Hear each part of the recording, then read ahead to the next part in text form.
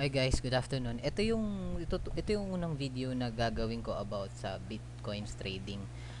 So ang ngayon dito muna tayo sa basics kung ano yung unang-una kong ginawa sa nang hindi pa ako pumapasok sa charting ng Bitcoins. Doon pa lang ako sa coins.ph. Kung paano ang trick ko doon, kung paano ako mag-earn ng hindi ka nag-i-invest sa mga HYIP sites or any websites.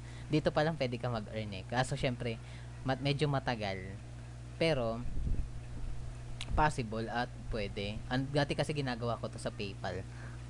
Kaso maliit lang ang difference, tapos ang tagal, ilang days bago makita yung reflect kasi ang PayPal hindi kagad nila ina-update yung pricing. Dito real time, pero syempre meron silang profit diyan, mas mataas ng bahagya yan sa market, sa actual market. Mas mura tong coins.ph kaysa sa buybitcoins.com. Okay, so for example dito tayo, pagka halimbawa nasa wallet ka na,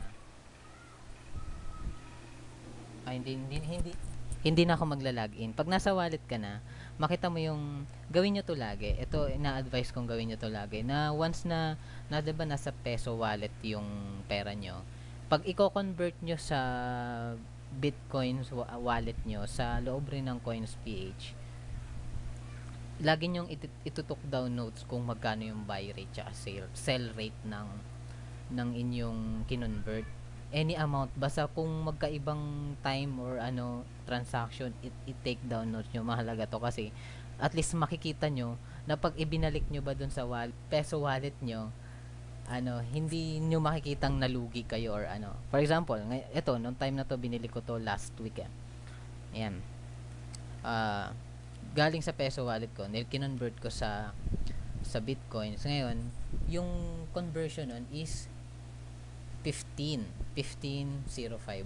Ngayon, kung ililipat ko ulit yan sa peso wallet ko, ang pagbabasihan yan, sell price. Ngayon, syempre, kung mas mataas na yung sell price mo sa buy rate mo nung binili mo to, ano sa tingin mo? 'Di ba kumita ka na? So, yun, doon pa lang meron ka ng tubo. Kung halimbawang ang binili mong Bitcoins is worth 15k, mayroon ka na kagad 1.7, 'di ba? So, yun pa lang yun yung advantage ng pagtitingin kung paano tumiming ng pagbili at pagbenta sa local wallet mo ng Bitcoins. Ngayon, sa susunod na mga video, ituturo ko naman yung mismong sa charting na tayo, katulad nito. Ayan. So, dito kasi, mas maliit ang difference.